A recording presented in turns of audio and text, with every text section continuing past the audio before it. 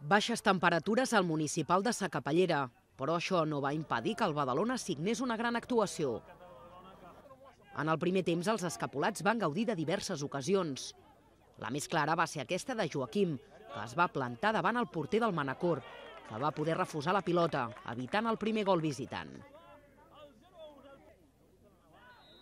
En el minut 36, Xavi Pelegrí va executar de forma magistral una falta, que es va endinsar pel pal esquerre de la porteria mallorquina.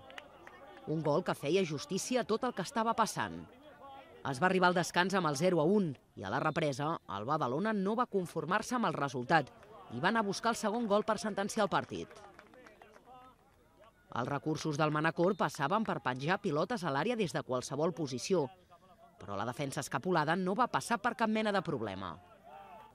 Àlex García va estar a punt de marcar, però va creuar massa l'esfèrica.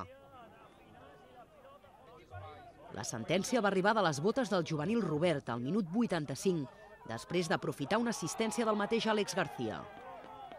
El gol certificava la victòria dels de Márquez, que encara van tenir temps de fer el tercer. Goicoechea va aprofitar els 5 minuts que li va donar l'entrenador per connectar aquesta rematada després d'una centrada de César Soriano. Va ser el tercer gol del basc aquesta temporada.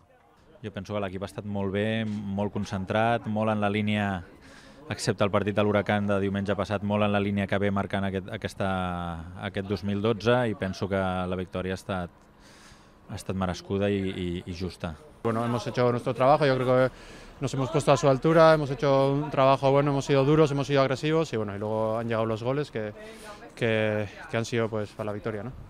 El Badalona suma ara 37 punts i es col·loca quart a la classificació. Els escapulats van marxar satisfets del camp del Manacor, però l'eufòria va durar poc. En arribar a l'aeroport els van comunicar que el vol previst per 3:45 duia 3 hores de retard. L'expedició escapulada no va arribar a Badalona fins les 2 de la matinada, després d'un partit que havia acabat a les 2 del migdia.